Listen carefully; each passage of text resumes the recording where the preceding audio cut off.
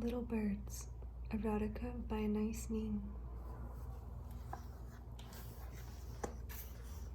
A model. My mother had European ideas about young girls. I was 16. I had never gone out alone with young men. I had never read anything but literary novels, and by choice I was never like girls of my age. I was what you would call a sheltered person, very much like some Chinese woman instructed in the art of making the most of the discarded dresses sent to me by rich cousins, singing and dancing, writing elegantly, reading the finest books, conversing intelligently, arranging my hair beautifully, keeping my hands white and delicate, using only the refined English I had learned since my arrival from France, dealing with everybody in terms of great politeness. This was what was left of my European education, but I was very much like the Orientals in one other way. Long periods of gentleness were followed by bursts of violence, taking the form of temper and rebellion, or of quick decisions and positive actions. I suddenly decided to go to work without consulting anybody or asking anybody's approval. I knew my mother wouldn't be against my plans. I had rarely gone to New York alone. Now I walk the streets answering all kinds of advertisements. My accomplishments were not very practical. I knew languages, but not typewriting. I knew Spanish dancing, but not the new ballroom dances. Everywhere I went, I did not inspire confidence. I looked even younger than my age and over-delicate, over-sensitive.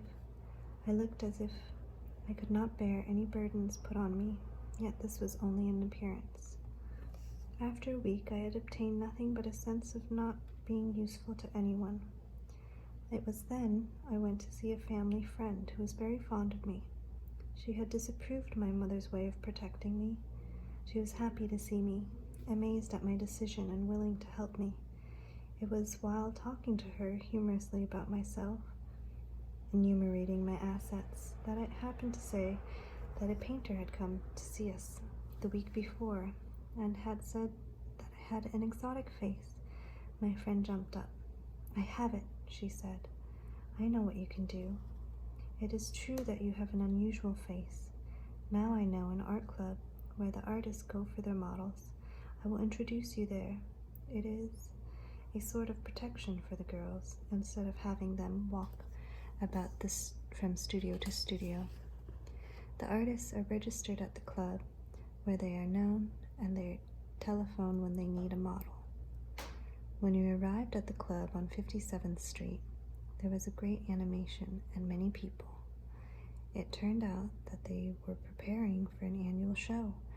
Every year, all the models were dressed in costumes that best suited them and exhibited to the painters. I was quickly registered for a small fee and was sent upstairs to two elderly ladies who took me in the costume room. One of them chose an 18th century costume. The other fixed my hair above my ears. They taught me how to wax my eyelashes. I saw a new self in the mirror. The rehearsal was going on. I had to walk downstairs and stroll all around the room. It was not difficult. It was like a masquerade ball. The day of the show, everyone was rather nervous. Much of a model's success depends on this event. My hand trembled as I made up my eyelashes. I was given a rose to carry, which made me feel a little ridiculous. I was received with applause. After all the girls had walked slowly around the room, the painters talked with us, took down our names, made engagements. My engagement book was filled like a dance card. Monday at 9 o'clock, I was to be at the studio of a well-known painter. At 1, at studio of an illustrator. At 4 o'clock, at the studio of a miniaturist, and so on. There were women painters too. They object to our using makeup.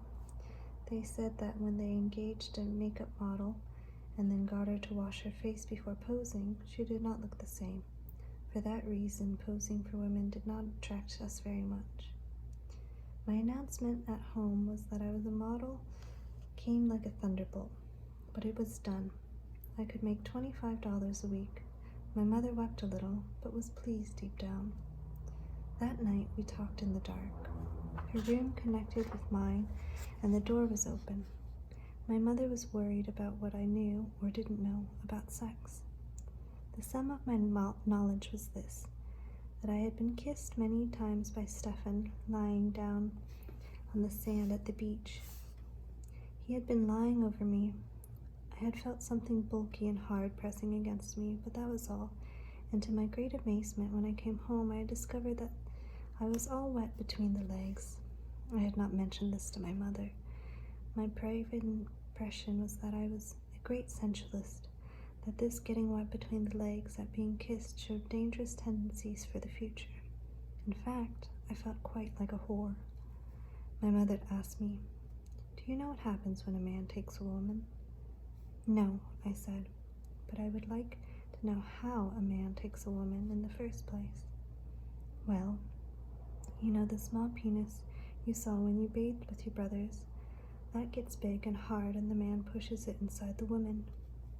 That seemed ugly to me. "It must be difficult to get in," I said. "No, because the woman gets wet before that, so it slides in easily." Now I understood the mystery of my wetness. In that case, I thought to myself, I will never get raped, because to get wet, you have to like the man. A few months before, having been violently kissed in the woods by a big Russian who was bringing me home from a dance, I had come home and announced that I was pregnant. Now I remember how one night when several of us were returning from another dance, driving along the speedway, we had heard girls screaming. My escort, John, stopped the car. 2 girls ran to us from the bushes, disheveled, dresses torn, and eyes haggard. We let them into the car. They mumbled chaotically about having been taken for a ride on a motorcycle and then attacked. One of them kept saying, "If he broke through, I'll kill myself." John stopped at an inn and they took the girls to the ladies' room. They immediately went to the toilet together. One was saying, "There's no blood, I guess he didn't break through." The other one was crying. We took them home. One of the girls thanked me and said, "I hope that never happens to you." While my mother was talking, I was wondering if she feared this and was preparing me. I cannot say that when Monday came, I was not uneasy. I felt that if the painter's was attractive, I would be in great danger, or if he was not, for if I liked him, I might get wet between the legs. The first one was about 50, bald, with a rather European face and a little mustache. He had a beautiful studio. He placed the screen in front of me so that I could change my dress. I threw my clothes over the screen. As I threw my last piece of underwear on the top of the screen, I saw the painter's face appear at the top, smiling. But it was done so comically and ridiculously, like a scene in a play, that I said nothing, got dressed, and took the pose. Every half hour I would get a rest. I could smoke a cigarette. The painter put on a record and said, "Will you dance?" We danced in highly polished floors, turning among the paintings of beautiful women. At the end of the dance, he kissed my neck. "So dainty," he said. "Do you pose in the nude?" "No." "Too bad." I thought this was not so difficult to manage. It was time to pose again. The 3 hours passed quickly.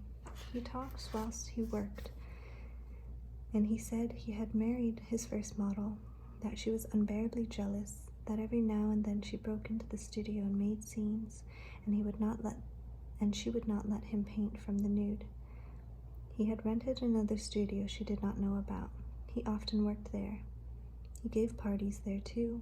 Would I like to come on one Saturday night? He gave me another little kiss on the neck and I left. He winked and said, "You won't tell the club on me." I returned to the club for lunches because I could make up my face and freshen myself, and they gave us cheap lunch. The other girls were there.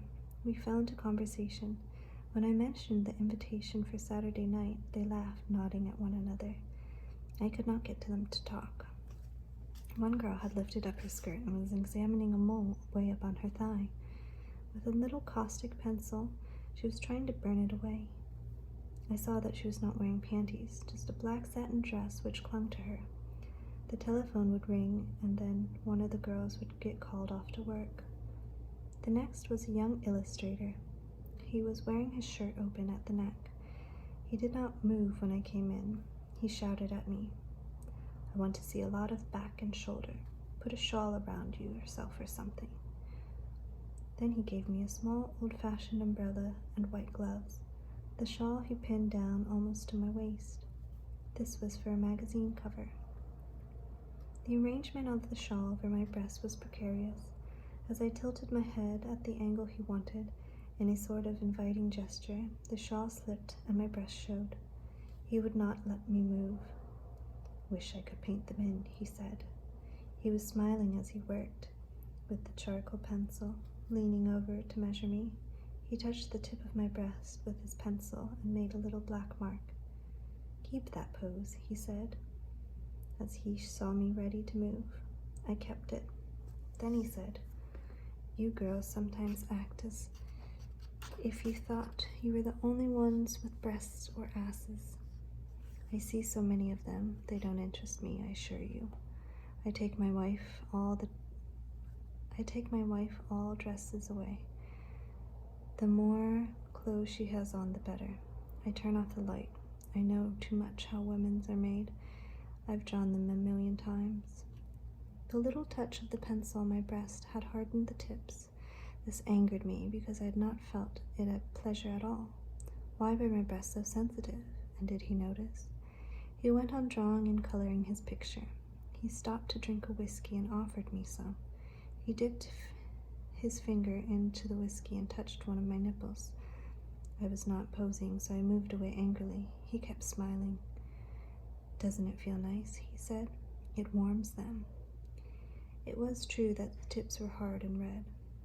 "Very nice nipples you have. You don't need to use lipstick on them, do you? They are naturally rosy. Most of them have a leather color." I covered myself. This was all for that day. He asked me to come the next day at the same time. He was slower into getting his work on Tuesday. He talked. He had his feet up on his drawing table. He offered me a cigarette. I was pinning up my shawl. He was watching me. He said, "Show me your legs. I may do a drawing of legs next time." I lifted up my skirt above the knee. "Sit down with your skirt up high," he said. He sketched the legs. There was a silence. Then he got up, flung his pencil on the table, leaned over me and kissed me fully on the mouth, forcing my head backwards. I pushed him off violently. This made him smile. He slipped a hand swiftly up under my skirt, felt my thighs where the stocking stopped, and before I could move, was back on his seat.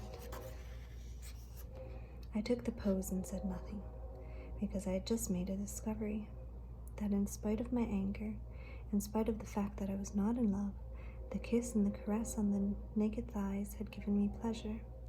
While I fought him off, it was only out of a habit, but actually it had given me pleasure. The pose gave me time to awaken from the pleasure and remember my defense. But my defenses had been convincing, and he was quite quiet for the rest of the morning. From the very first time, I had divined that what I really had to defend myself against was my own susceptibility to caresses.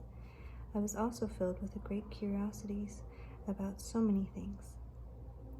At the time, I was utterly convinced that I would not give myself to anyone but a man that I fell in love with. I was in love with Stefan. I wanted him to say, "Take me, take me." I suddenly remembered another incident, and that was a year before this, when one of my aunts had taken me to New Orleans to Mardi Gras. Friends of hers had driven us in their automobile. There were 2 other younger girls with us. A band of young men took advantage of the confusion, the noise, the excitement, the gaiety, to jump into our automobile, remove our mask, and begin kissing us while my aunt raised an outcry. Then they disappeared into the crowd. I was left dazed and wishing that the young men who had taken hold of me and kissed me on the mouth were still there. I was languid from the kiss, languid and stirred. Back at the club, I wondered what all the rest of the models felt. There was a great deal of talk about defending oneself, and I wondered whether it was all sincere. One of the loveliest models, whose faces was not particularly beautiful, but who had a magnificent body, was talking. "I don't know what other girls feel about posing in the nude," she said. "I love it. Ever since I was a little girl, I liked taking my clothes off. I liked to see how people looked at me. I used to take my clothes off at parties as soon as people were a little drunk. I like showing my body. Now I can't wait to take them off. I enjoy being looked at. It gives me pleasure. I get shivers of pleasure right down my back when men look at me. And when I pose for a whole class of artists at the school, when I see all those eyes on my body, I get so much pleasure. It is like being made love to. I feel beautiful. I feel as women must feel sometimes when undressed for a lover. I enjoy my own body. I like to pose holding my breasts in my hand. Sometimes I caress them. I was once in burlesque. I loved it. I enjoyed doing that as much as the men enjoyed seeing it. The satin of the dress used to give me the shivers. Taking my breasts out, exposing myself, that excited me. When men touched me, I did not get as much excitement. It was always a disappointment. But I know other girls who don't feel that way. "I feel humiliated," said a red-headed model. "I feel my body is not my own, and that it no longer has any value, being seen by everybody." "I don't feel anything at all," said another. "I feel it's all impersonal. When men are painting or drawing, they no longer think of us as human beings. One painter told me that the body of a model on the stand is an objective thing, that the only moment he felt disturbed erotically was when the model took off her kimono. In Paris, they tell me, the model undresses right in front of the class, and that's exciting." "If it were all so objective," said another girl, "they wouldn't invite us to the parties afterwards." "Or marry their models," I added, remembering two painters that I had already met who married their favorite models. One day, I had to pose for an illustrator of stories. When I arrived, I found two other people already there, a girl and a man. We were to compose scenes together, love scenes for a romance. The man was about 40, with a very mature, very decadent face. It was he who knew how to arrange us. He placed me in a position for a kiss. We had to hold the pose while the illustrator photographed us. I was uneasy. I did not like the man at all. The other girl played the jealous wife who burst in upon the scene. We had to do it many times. Each time the man acted the kiss, I shrank inside myself, and he felt it. He was offended. His eyes were mocking. I acted badly. The illustrator was shouting at me as if we were taking a moving picture. More passion into it. I tried to remember how the Russian had kissed me on the return from the dance, and that relaxed me. The man repeated the kiss, and now I felt he was holding me closer than he needed to, and surely he did not need to push his tongue into my mouth. He did it so quickly that I had no time to move. The illustrator started other scenes. The male model said, "I have been a model for 10 years now. I don't know why they always want young girls. Young girls have no experience and no expression. In Europe, young girls of your age, under 20, do not interest anyone. They are left in school or at home. They only become interesting after marriage." As he talked, I thought of Stefan. I thought of us at the beach, lying on the hot sand. I knew that Stefan loved me. I wanted him to take me. I wanted to know how to be made into a woman quickly.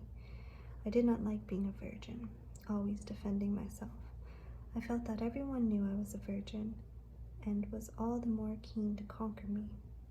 That evening, Stefan and I were going out together. Somehow or other, I must tell him. I must tell him that I was in danger of being raped, and that he'd better do it first. No, he would be then too anxious. How could I tell him? I had news for him. I was the star model now. I had more work than anyone in the club. There were more demands for me because I was a foreigner, and I had an unusual face.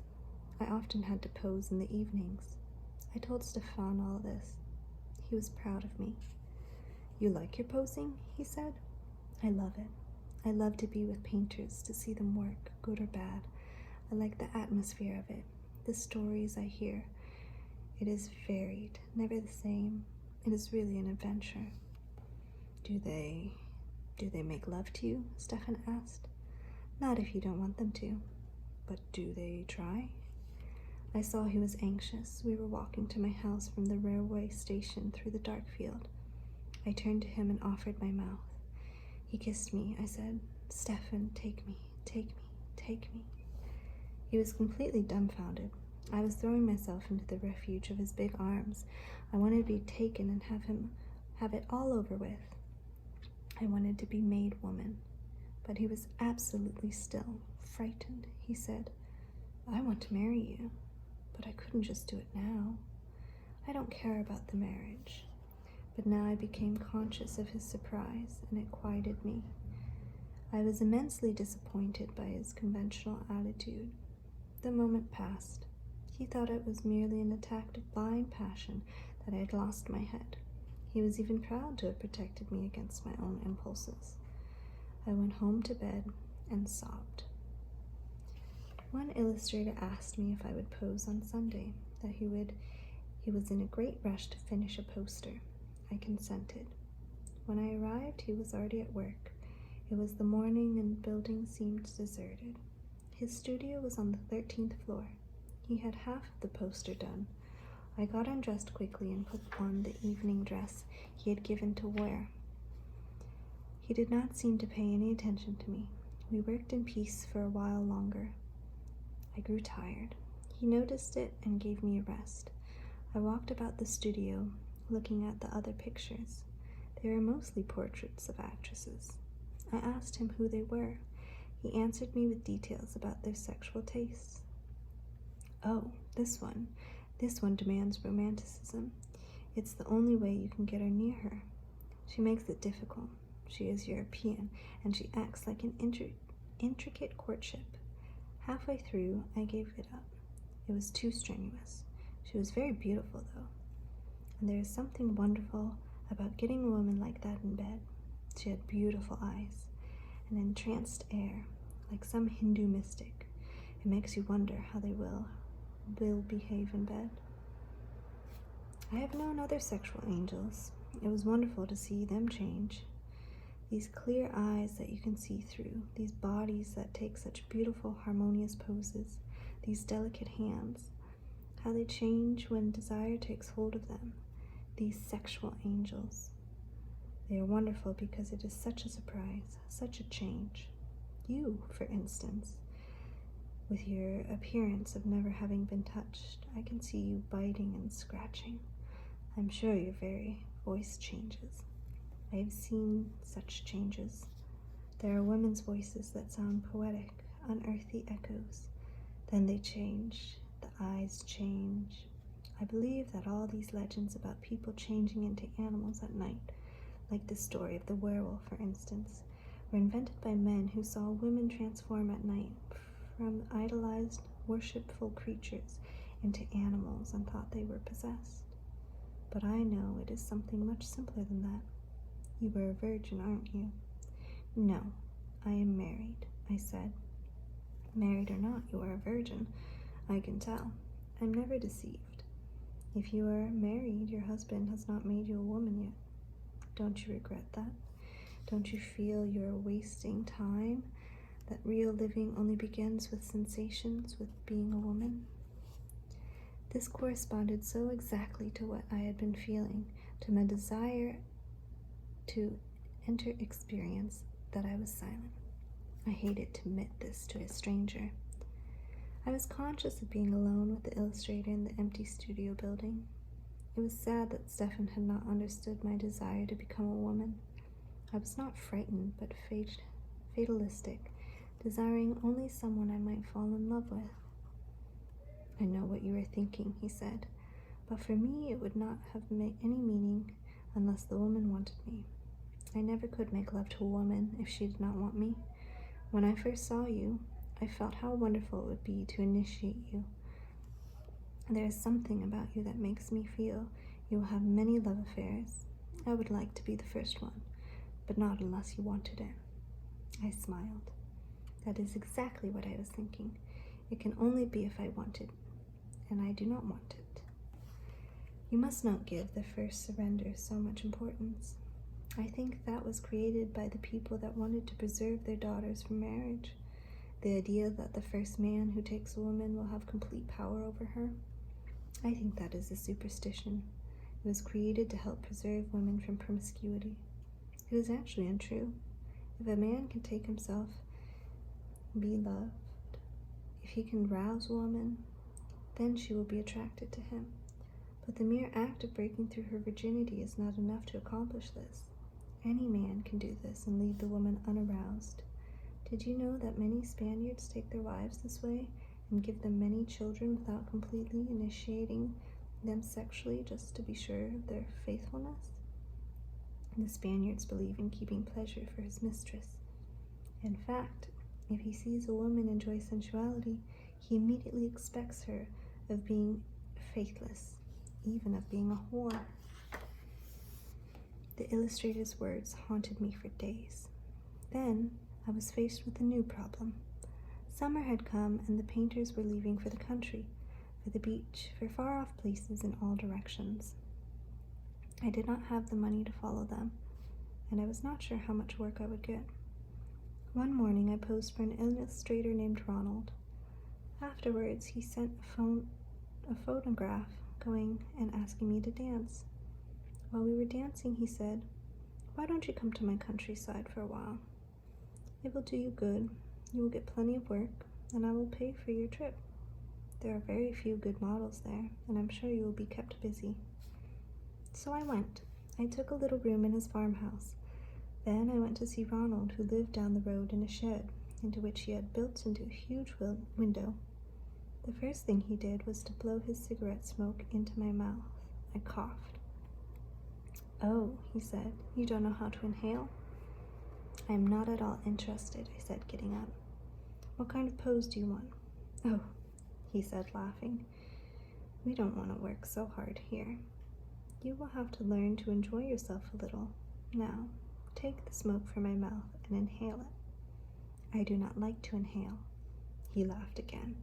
He tried to kiss me. I moved away. Oh, he said, "you are not going to be a very pleasant companion for me. I paid for your trip, you know, and I'm lonely down here.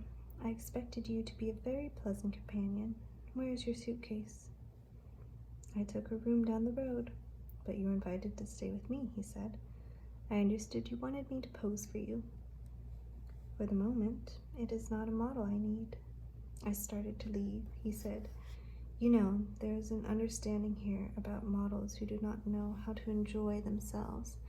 If you take this attitude, nobody will give you any work." I did not believe him. The next morning I began to knock on the doors of all the artists I could find, but Ronald had already paid them a visit. So I was received without cordiality, like a person who had played a trick on another. I did not have the money to return home, nor the money to pay for my room. I knew nobody. The country was beautiful, mountainous, but I could not enjoy it. The next day I took a long walk and came upon a log cabin by the side of the river. I saw a man painting there out of doors. I spoke to him. I told him my story. He did not know Ronald, but he was angry. He said he would try to help me. I told him all I wanted was to earn enough to return to New York. So I began to pose for him. His name was Reynolds.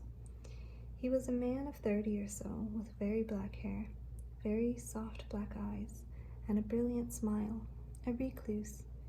He never went to the village except for food, nor frequented the restaurants or bars. He had a lax walk, easy gesture. He had been on the sea, always on tramp steamers, working as a sailor so that he could see foreign countries. He was always restless.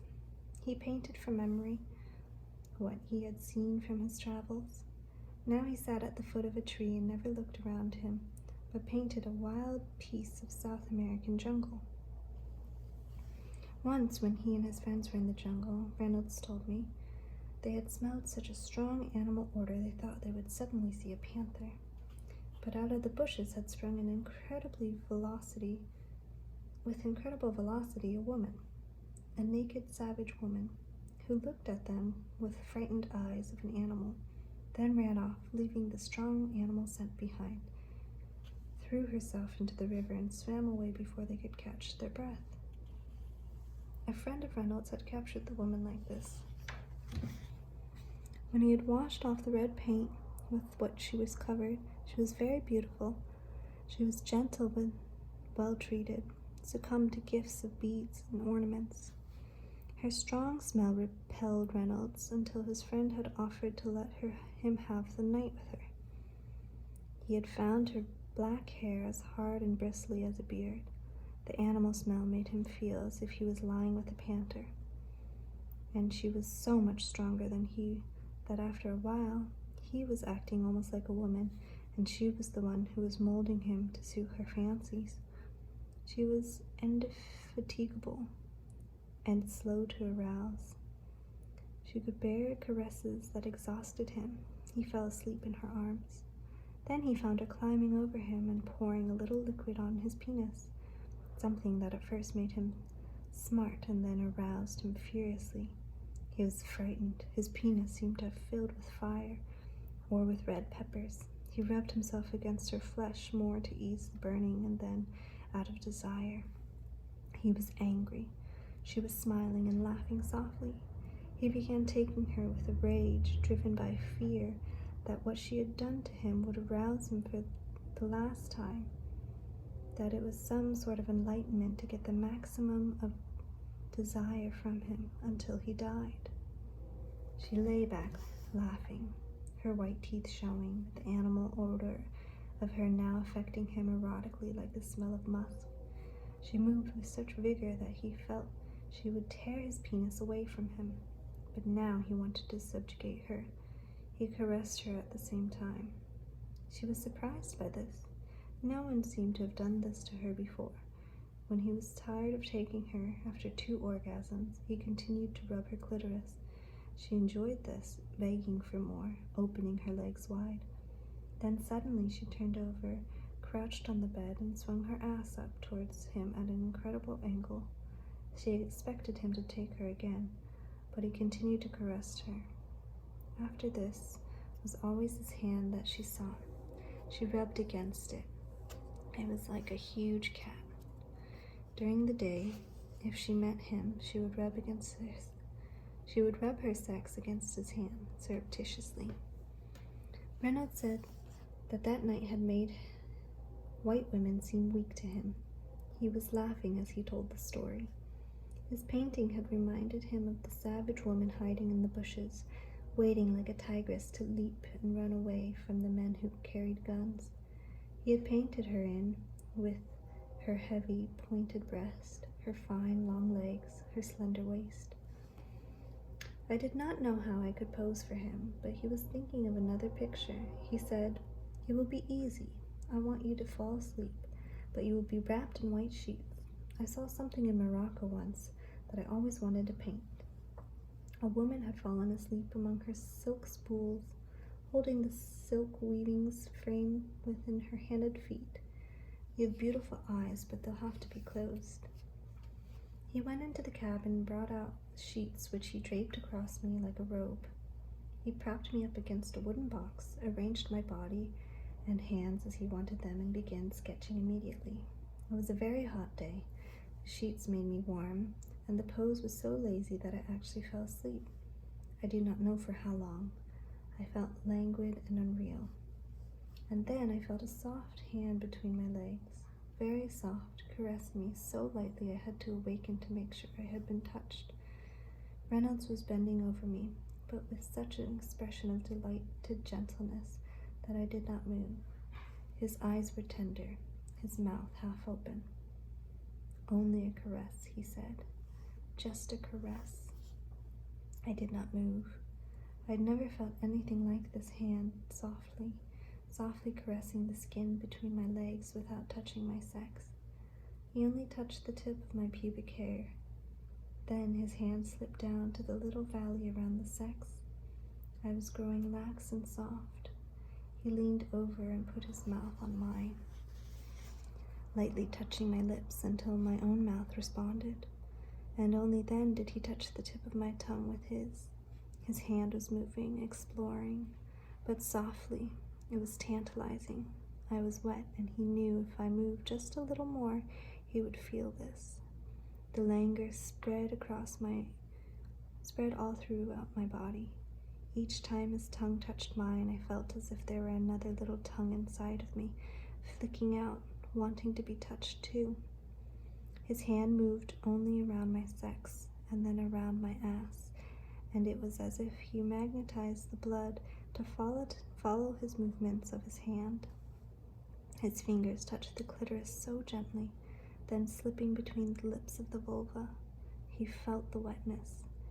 He touched this with delight, kissing me, laying over me now, and I did not move. The warmth, the smell of plants around me, his mouth now over mine, affected me like a drug. Only a caress, he repeated gently, his fingers moving around my clitoris until the little mound swelled and hardened. Then I felt as if a seed were bursting inside me, a joy that made me palpitate under his fingers. I kissed him with gratitude. He was smiling. He said, "Do you want to caress me?" I nodded yes, but I did not know what he would want of me. He unbuttoned his pants, and I saw his penis. I took it in my hands. He said, "Press harder." He saw then that I did not know how. He took my hands in his hands and guided me. The little white foam fell all over my hands. He covered himself. He kissed me with the same grateful kiss I had given him after my pleasure. He said, "Did you know that a Hindu makes love to his wife 10 days before he takes her? For 10 days they merely caress and kiss." The thought of Ronald's behavior angered him all over again, the way he had wronged me in everybody's eyes. I said, "Don't get angry. I'm happy he did it, because it made me walk away from the village and come here. I loved you as soon as I heard you speak with that accent you have. I felt as if I were traveling again. Your face is so different, your walk, your ways. You remind me of the girl I intended to paint in Fez. I saw her only once, asleep like this. I always dreamed of awakening her as I awakened you." "And I always dreamed of being awakened with a caress like this," I said. "If you had been awake, I might not have dared. You, the adventurer who lived with a savage woman?" "I did not really live with a savage woman. That happened to a friend of mine. He was always talking of it, so I always tell it as if it happened to me. I'm really timid with women. I can knock men down and fight and get drunk, but women intimidate me, even whores. They laugh at me, but this happened exactly as I had always planned it would happen." "But the 10th day I will be in New York," I said, laughing. "The 10th day I will drive you back if you have to go back. But meanwhile, you are my prisoner." For 10 days we worked out in the open, lying in the sun. The sun would warm my body as Reynolds waited for me to close my eyes. Sometimes I pretended I wanted him to do more to me. I thought that if I closed my eyes, he would take me. I liked the way he would walk up to me like a hunter, making no sound and lying at my side. Sometimes he lifted my dress first and looked over at me a long time. Then he would touch me lightly, as if he didn't want to awaken me. Until the moisture came. His fingers would quicken. We kept our mouths together, our tongues caressing. I learned to take his penis in my mouth. This excited him terribly. He would lose all gentleness, pushing his penis into my mouth, and I was afraid of choking. Once I bit him, hurt him, but he did not mind. I swallowed the white foam. When he kissed me, our faces were covered with it. The marvelous smell of sex impregnated my fingertips. I did not want to wash my hands. I felt that we shared a magnetic current, but at the same time, nothing else bound us together. Reynolds had promised to drive me back to New York. He could not stay in the country much longer. I had to find work. During the drive back, Reynolds stopped in the car and we lay under a blanket in the woods, resting. We caressed. He said, "Are you happy?" "Yes." "Can you continue being happy this way, as we are?" "Why, Reynolds, what is it?" "Listen, I love you, you know that, but I can't take you.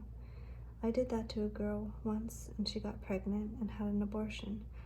She bled to death. Since then, I have not been able to take any woman. I'm afraid, if that should happen to you, I would kill myself." I never thought of things like this. I was silent. We kissed for a long time. For the first time, he kissed me between the legs instead of caressing me, kissing me until I felt the orgasm. We were happy. He said, "This little wound women have, it frightens me." In New York, it was hot and all the artists were still away. I found myself without work. I took up modeling in dress shops. I could easily get work, but when they asked me to go out in the evenings with the buyers, I would refuse and lose all the job. Finally, I was taken into a big place near 34th Street, where they employed 6 models. This place was frightening and gray. There were long rows of clothes and a few benches for us to sit on. We waited in our slips to be ready for quick changes. When our numbers were called, we helped one another dress. 3 men who sold the dresses' designs often tried to fondle us, squeeze us. We took turns staying during the lunch hour. My greatest fear was that I would be left alone with the man who was most persistent. Once, Stefan telephoned me and asked me if he would see me that evening. The man came up behind me and pushed his hands on my slip to feel my breast. Not knowing what else to do, I kicked him while I held the phone and tried to go on talking to Stefan. He was not discouraged. Next, he tried to feel my ass. I kicked him again. Stefan was saying, "What is it? What are you saying?" I ended the conversation and turned to the man. He was gone. The buyers admired her physical qualities as much as the dresses. The head salesman was very proud of me and would often say, with his hands on my hair, "She is an artist's model." This made me long to return to posing. I did not want Reynolds or Stefan to find me here in an ugly office building wearing dresses for ugly salesmen and buyers. Finally, I was called to model at the studio of a South American painter. He had the face of a woman, pale with big black eyes, long black hair, and his gestures were languid and effete. His studio was beautiful, luxuriant rugs, large paintings of nude women, silk hangings, and there was incense burning. He said he had very intricate pose to do. He was a painter of a big horse running away with a naked woman.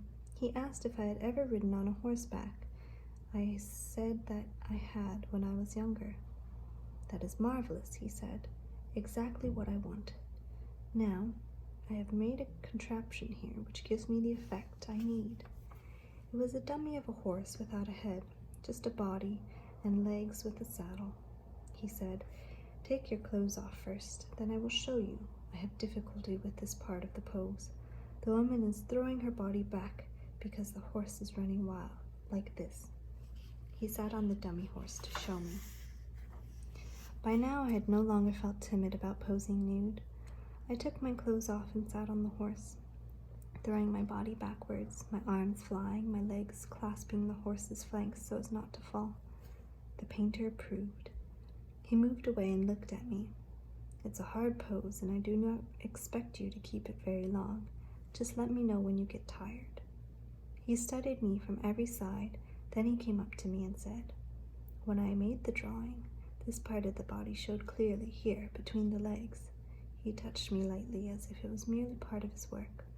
I curved my belly a little to throw the hips forward, and then he said, "Now it is fine. Hold it." He began to sketch. As I sat there, I realized there was this uncommon detail about the saddle. Most saddles, of course, are shaped to follow the contour of the ass and then rise at the pommel, where they are apt to rub against a woman's sex.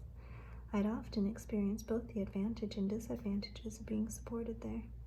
Once my garter came loose from the stockings and began to dance around the inside of my riding trousers. My companions were galloping, and I did not want to fall behind, so I continued. The garter, leaping in all directions, finally fell between my sex and the saddle and hurt me. I held on, gritting my teeth. The pain was strangely mixed with a sensation I could not define.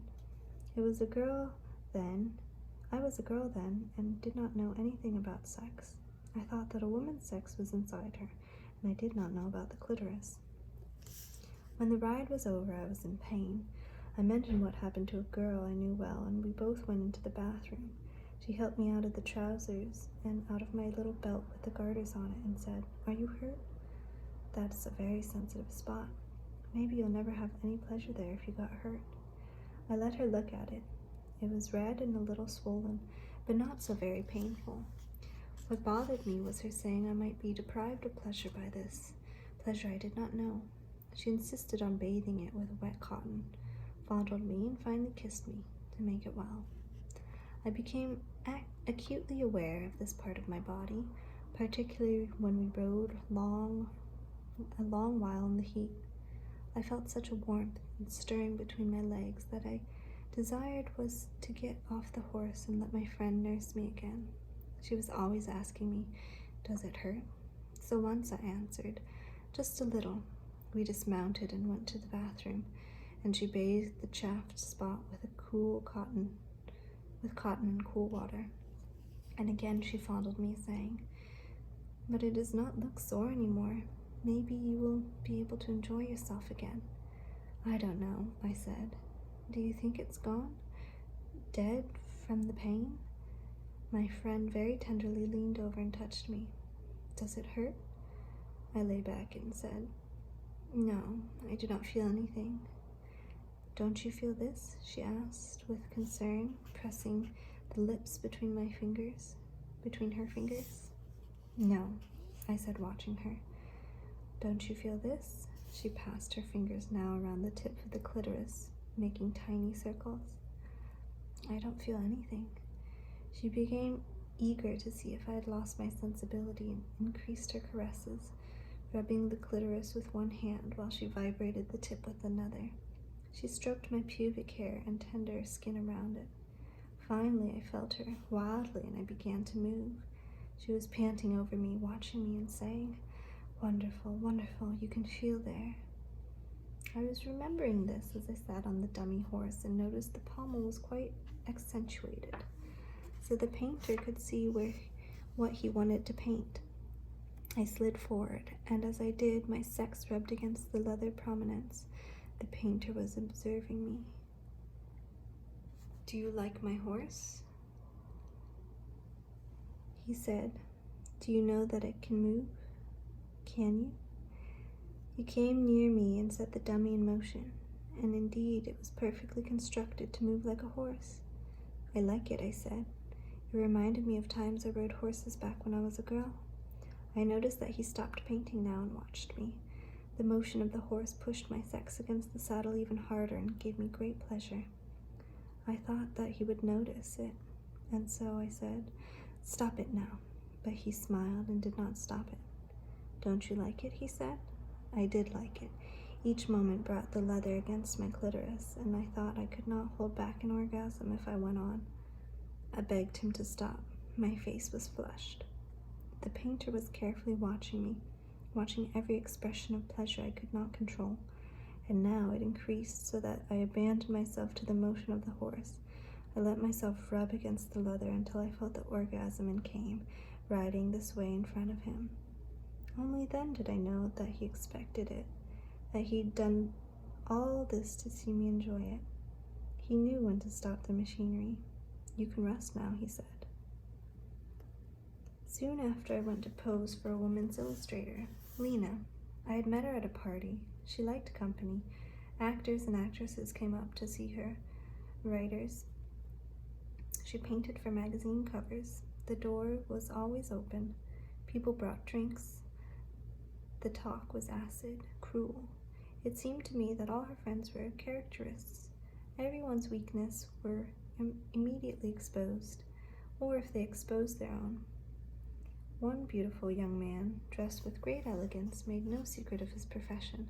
He sat around at the big hotels, waited for old women who were alone, and took them out to dance. Very often they invited him back to their rooms. Lena made a wry face. "How can you do it?" she asked him. "Such old women, how could you possibly get an erection?" "If I saw a woman like that lying in my bed, I would run away." The young man smiled. "There are so many ways of doing it. One is to close my eyes and imagine it is not an old woman, but a woman I like, and then when my eyes are closed, I begin to think of how pleasant it will be to pay my rent the next day or two, or buy a new suit or silk shirt. As I do this, I keep stroking the woman's sex without looking, and if your eyes are closed, they feel about the same, more or less. Sometimes, though, when I have difficulty, I take drugs. Of course, I know that at that rate of my career will last about 5 years, and that's at the end of the time, I will not be of any use to even young women. But by then I will be glad to never see a woman again. I certainly envy my Argentinian friend, my roommate. He is handsome, aristocratic man, absolutely effete. Women would love him. When I leave the apartment, do you know what he does? He gets up out of bed, pulls out a small electric iron and an ironing board, takes his pants and begins to press them. As he presses them, he imagines how he will come out of the building so impeccably dressed, how we will walk down Fifth Avenue, how somewhere he will spy a beautiful woman, follow the scent of her perfume for many blocks, follow her into crowded elevators, almost touching her. The woman will be wearing a veil and a fur around her neck. Her dress will outline her figure. After following her thus through the shops, he will finally speak to her. She will see his handsome face smiling at her and the chivalrous way he has of carrying himself. They will go off together and sit having tea somewhere, and then go to the hotel where she is staying. She will invite him to come up with her.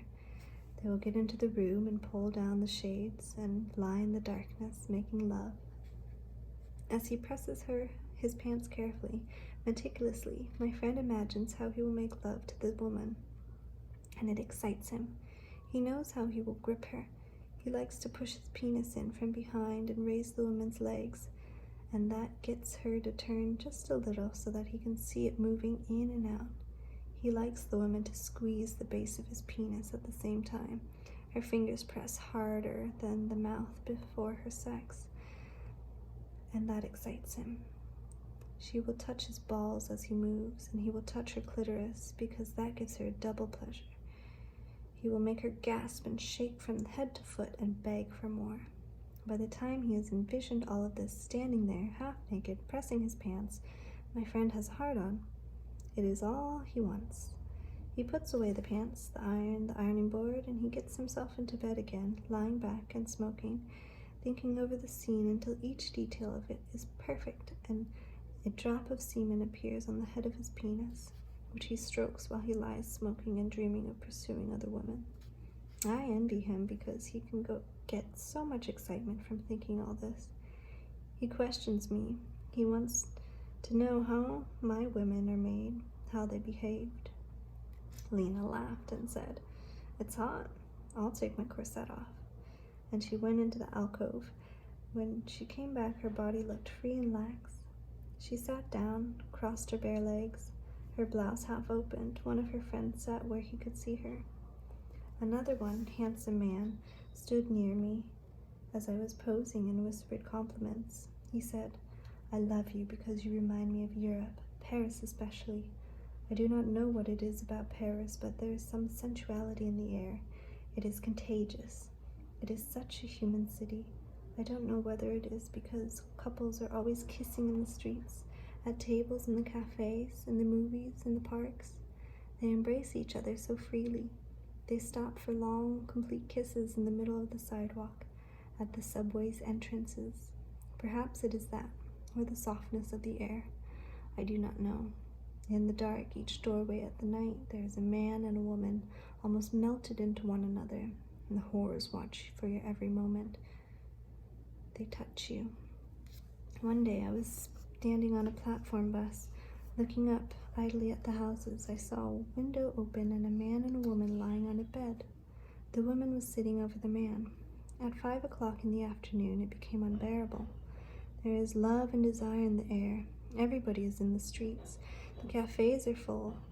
In the movies, there's little boxes that are completely dark and curtained off so that you can make love on the floor while the movie is going and not be seen. It's all so open, so easy, no police to interfere. A woman friend of mine who followed and annoyed by a man complained to the policeman at the corner. He laughed and said, "You'll be sorrier the day no man wants to annoy you, won't you? After all, you should be thankful instead of getting angry." And he would not help her. Then my admirer said in a low voice, "Will you come and have dinner with me and go to the theater?" He became my first real lover. I forgot Reynolds and Stefan. They now seem like children to me.